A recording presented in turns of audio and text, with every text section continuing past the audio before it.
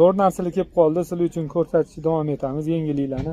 Milano shimlari, italyanskiy shim bo'ladi. $100 sotiladigan shimlar. Podpiskani bosgan bo'lsanglar, like qo'ygan bo'lsanglar, sizlarga shu shimni 850 ming so'mdan qilib beraman. Original shimlarni topasiz.